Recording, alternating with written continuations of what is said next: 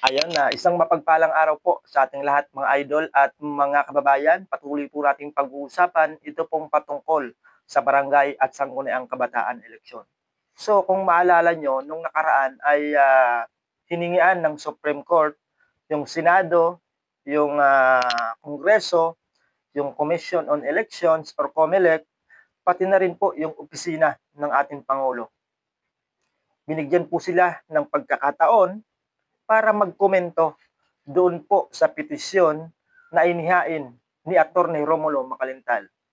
Pero hanggang sa mga oras na ito, mga idol at mga kababayan, ay wala pa po tayong nababalitaan na nagkomento na sila. Ibig sabihin lamang po ay hindi nila kayang depensahan yung batas na kanilang ginawa. O pwede ba nilang idepensa? Pwede bang idepensa ng COMELEC na kulang sa budget?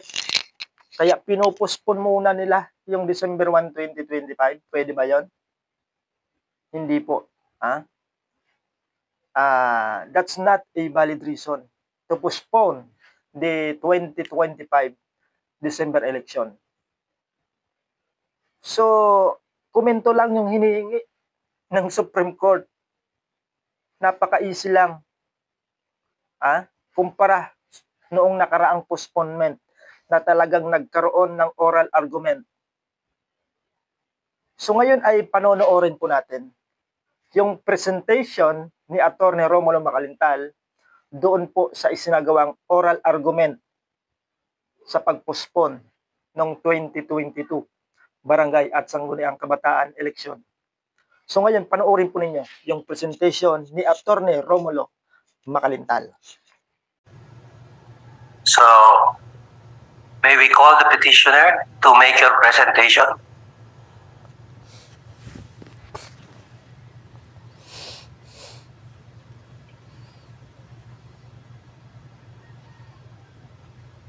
Magandang hapon po sa inyo lahat, Your Honors.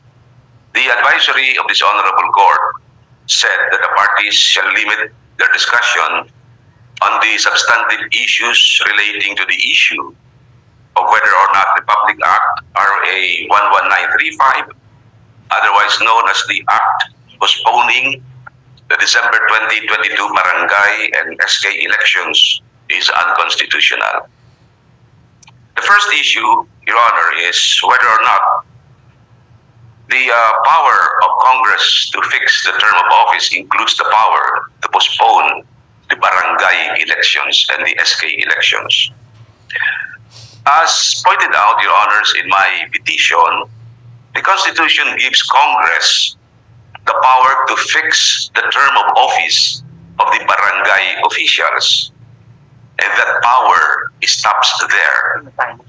This power does not include the power to postpone or cancel a scheduled barangay elections which Congress had previously fixed as mandated by the Constitution. This is so because the power to postpone election is within the exclusive jurisdiction of the Commission on Elections or COMELEC, after it has determined that serious causes provided for under Section 5 of the Omnibus Election Code warrant such postponement. Therefore, by enacting a law postponing a scheduled barangay elections, Congress is in effect exercising the provision of the Omnibus Election Code, or has overstepped the constitutional boundaries and has assumed the function of the COMELEC. In a word, the passage of the questioned law is a clear encroachment of COMELEC's power to postpone the election. If this Honorable Court would sustain the power of Congress to postpone barangay elections and extend the term of office of the barangay officials by holdover, then what would prevent Congress from continuously postponing barangay elections at its pleasure, thereby making the term of office of barangay officials indefinite or ever-changing, depending on the congressional political mood? By enacting Republic Act 11935, the legislature is in effect executing or implementing Section 5 of the Omnibus Election Code. Once the term is fixed, Your Honor, it can be amended, but it should be barangay officials whose term shall be determined by law indeed gives Congress the power to fix their term of office. While this term of office as fixed by Congress may be amended, the amendment should apply to the next election period. It is only but proper that any amendment of the term of office shall be applied prospectively and not retroactively. Otherwise, it would appear that Congress will impose upon us these unelected barangay officials whether we like it or not. Para bang sinasabi ng Kongreso, ito na ang inyong barangay captain, tapos na ang kanilang term of office. Gusto man ninyo o ayaw ninyo, sila pa rin ho ang inyong barangay officials. In other words, RA 11935 took away the voters' right to choose their leaders in each of the more than 42,000 barangays in our country, and at the same time forced upon our voters leaders who were not elected or chosen by them, but were merely imposed upon them by law or by Congress. This act, Your Honor, will constitute a disenfranchisement of voters as they are denied of their fundamental right of electing their leaders and representatives, which strikes at the heart of the Constitution's declared principle of ensuring autonomy of local governments. In the case of David versus Comelec, if these barangay officials want to continue serving, said the Supreme Court, they must get a new mandate. And in this case, if they want to continue serving, they should get a new mandate in the December 5, 2022 scheduled barangay elections. The issue on whether the power of COMELEC to decide all questions affecting election as provided under Section 2, Article 9C of the Constitution, whether or not it precludes the power of Congress to amend or repeal a law fixing the schedule of barangay elections, we submit, Your Honors, that a distinction must be made between Congress's power to fix the term of barangay officials and its authority to postpone elections. While both acts have the same effect of changing the schedule of future elections, postponement of elections via congressional fiat is not allowed, as this is a function reserved for the Commission on Elections. On the other hand, Section 2, Article 9C of the Constitution does not preclude Congress's power to amend or repeal a law fixing the term of barangay officials, which as a consequence adjusts the date of their elections. However, as we said earlier, such law must be applied prospectively. On the issue of whether any postponement on the any pronouncement on the postponement of barangay elections should automatically be applied to SK elections, we respectfully submit that in the absence of another law setting a separate date for the SK elections, any pronouncement by this Honorable Court as regards postponement of barangay elections should be automatically applied to SK elections pursuant to RA 9164 on the synchronization of barangay and SK elections. I go now to the interrelated issues of whether or not the enactment of RA 119354 effectively disenfranchised voters, thereby violating their right to due process and their right of suffrage, whether there is a violation of their right to choose officials of their barangays, as there is no substantial reason for the repeated postponement.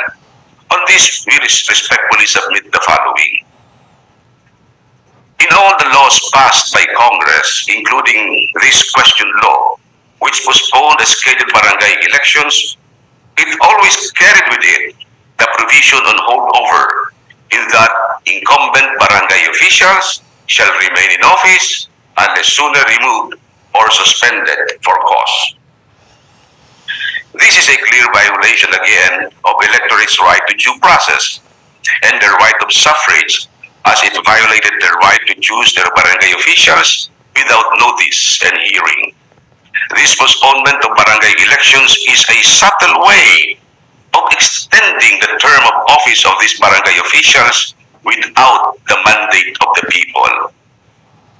If this Honorable Court again sustains Congress's power to do this, these repeated postponements of barangay elections with extension of their term to boot, then Congress will be a very, very powerful institution in the political arena of our country. For instance, those barangay officials who were elected in the May 2013 barangay election served for 5 years or until May 2018. If they got re-elected in the May 2018 elections, they will continue to serve until October 2023, which is another 5 years. And now, if they will be elected again in the October 2023 elections, they get another 3 years, or for a total of 13 years in office. And of course, again, it will be subject to extension if again the Congress postpones the October 2023 barangay elections. Therefore, when Congress postpones a scheduled barangay election with the corresponding extension of the term of office of the barangay officials by having them remain in office in a holdover capacity, it is actually making legislative appointments of these barangay officials. In other words, when Congress extended their terms after the term of office had expired, that constitutes a legislative appointment, Your Honor. Because in one opinion, it was said that legislative appointment covers holdover offices, since a legislative extension of the term of an incumbent is virtually an appointment of the office for the extended time. And no less than the 1987 Philippine Constitution prohibits the appointment of these barangay officials. However, in this case, what Congress cannot do directly, it is doing indirectly. Because in clear circumvention of the law, Congress appointed these barangay officials by postponing the scheduled December 5, 2022 elections, thereby extending their term of office by allowing them to hold over to their positions until December 31, 2022. In a word, what the Constitution prohibits, the question law now permits. For sure, again, Congress is not allowed by the Constitution to appoint any official under the Constitution. They are not empowered to appoint any official who, under the Constitution, are supposed to be elected by their respective constituents. The Constitution is very clear that barangay officials are to be elected and not appointed. And clearly, the disenfranchisement of the voters is very apparent in that under this questioned law, Congress imposes upon us or compels us, the electorate, to accept their barangay officials, whether the latter like it or not, for an extended period, again beyond the 3-year term for which they were elected. And this runs counter to the very essence of the right of suffrage of our people to choose the candidate of their choice. Certainly, Your Honors, to postpone the December 5, 2022 barangay elections is to extend again the term of office of these barangay officials.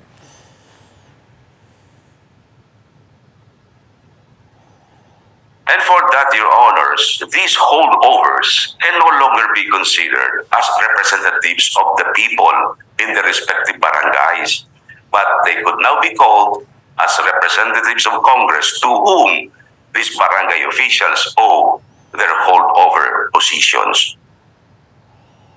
In other words, Republic Act 11935 took away the voters' right to choose their leaders in each of the more than 42,000 barangays in our country, and at the same time forced upon our voters leaders who were not elected as provided for under the Constitution.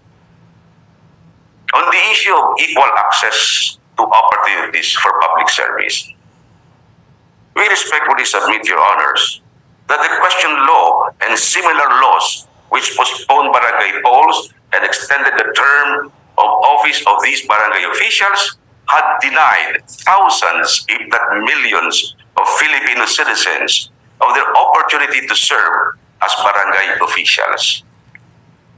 Our experience in election law, in election practice, Your Honors, and election cases, it shows that an average of about 3 candidates would vie for an elective position, and they would file their COCs for an election.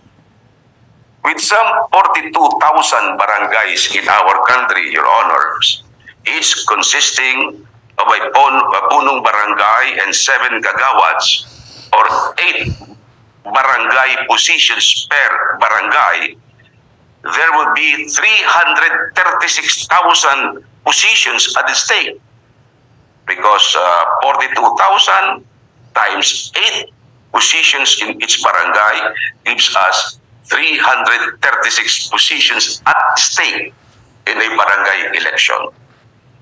And at an average of 3 candidates per position, we are talking here of some 1,008,000 candidates who were unduly deprived of their opportunity to be a barangay official because of the repeated postponement of barangay elections and the corresponding extension of term of incumbent barangay officials.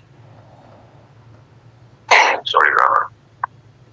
Now, on the issue of violation of one subject, one title rule under the Constitution, we respectfully submit that the violation is very, very obvious. The law is simply titled, "An Act Postponing the December 2022 Barangay and Sangguniang Kabataan Elections." If we just read the title, its real character or purpose had not been properly disclosed, thereby denying those people interested of the actual nature, scope, and consequences of the said law and its operation. For the truth of the matter is that RA 11935 does not only postpone the December 5, 2022 elections, but it has extended the term of office of these barangay officials and allowed them to remain in office as holdover officials. This obvious violation of the said rule justifies its invalidation, Your Honor. But may I just add, Your Honors, the title, Your Honor, of this law, it's Annex A of my petition, says it is postponing December 2022 elections. Kailan? Kailan sa December? What specific date on this in December? It only says December 2022 elections. In the future, if somebody makes a research of this law, anong date nag-election on December 2022? It does not state. It does not specifically state that it is postponing the December 5, 2022 elections. Now, if you, the Honorable Court, review the entire body, the entire provisions of the law, there is nothing in the law which says that it is postponing the December 5, 2022 elections. Wala pong nakalagay. Hindi nakasaad dito na ipinagpapaliban ang December 5, 2022 elections to another date. Hindi alam ng tao kung ano pinapopostpone. For instance, why am I arguing on this issue, Your Honor? Because in previous laws postponing the barangay elections, they specifically state, Your Honor, that they are postponing the particular barangay election to another date, specifically stating that particular date. For instance, Republic Act 1193, for instance, Republic Act 10952, which postponed the October 23, 2017 barangay elections. It is specifically provided the barangay elections on October 23, 2017 shall be postponed to the second Monday of May 2018. Very clear. It states the barangay elections to be postponed and when that particular barangay is supposed to be postponed will be held.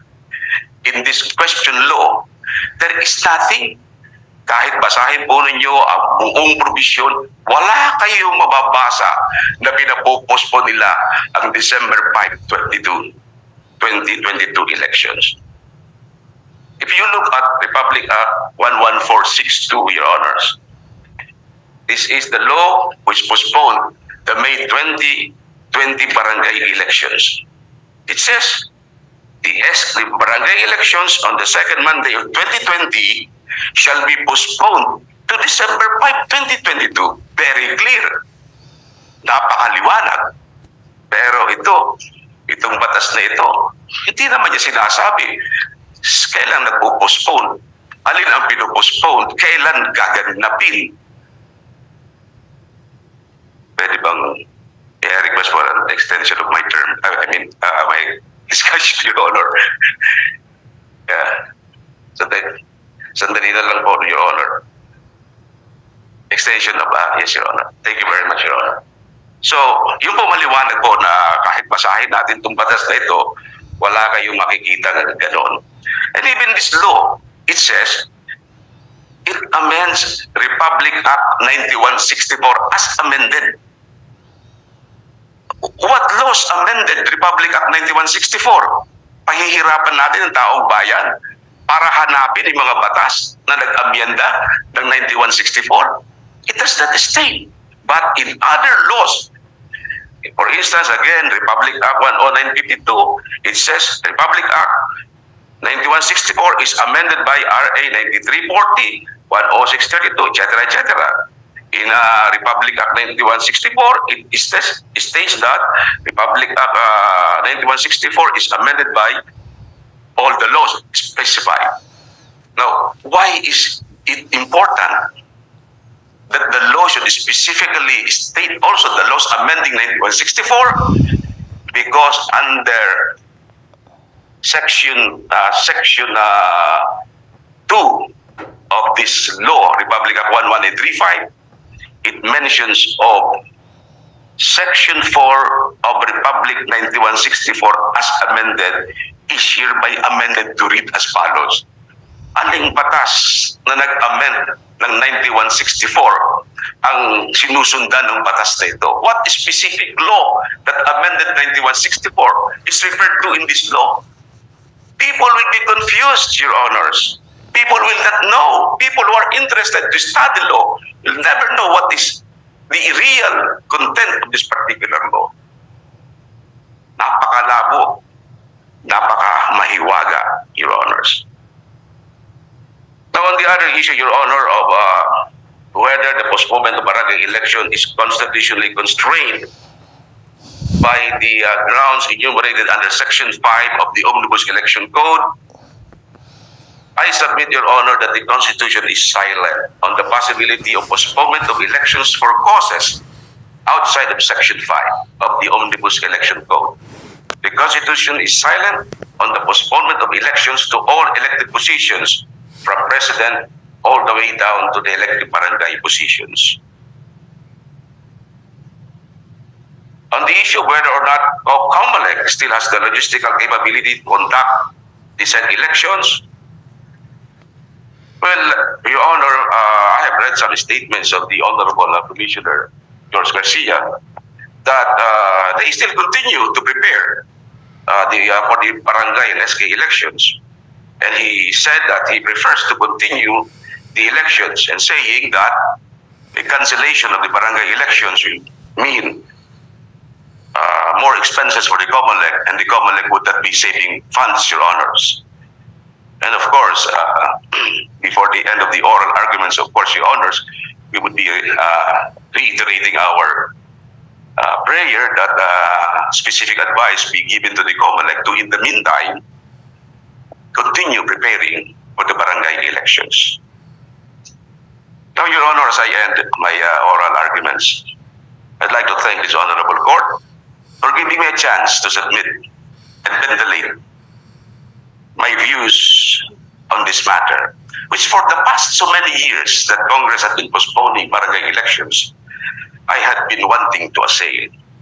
I respectfully submit, Your Honors, that this act of postponing barangay elections with the corresponding extension of term of office has deprived me, deprived you, deprived the Solicitor General, deprived all the people here of the right to choose their own leaders. Lahat ng ito nawala sa atin ang ating karapatan. Sapagkat parang sinasabi ng Congress, sinasabi sa akin, sinasabi sa inyo, sinasabi sa lahat, ito ang inyong mga barangay officials. Sa ayaw ninyo at sa gusto, yan ang mamamahala sa inyo. Papayag ba tayo sa ganyang uri ng pamalakad ng ating pamahalaan? This court will sustain Congress, Sabor said. Power, these barangay officials could hold on to their positions and they will be no longer the representatives of the people. They will become representatives of Congress forever. And how long? Hanggang kailan mananatili sila sa position? As long as Congress would want it. They can stay forever. And for that, these barangay officials could sing forever to the goodness of Congress. Huwag po naman sanang mangyari yan sa ating bansa, Your Honors, sapagkat ang kasagutan ay nakasalalay sa inyong mga kamay. Maraming po salamat. Pagpalain nawa tayo ng buong may kapal.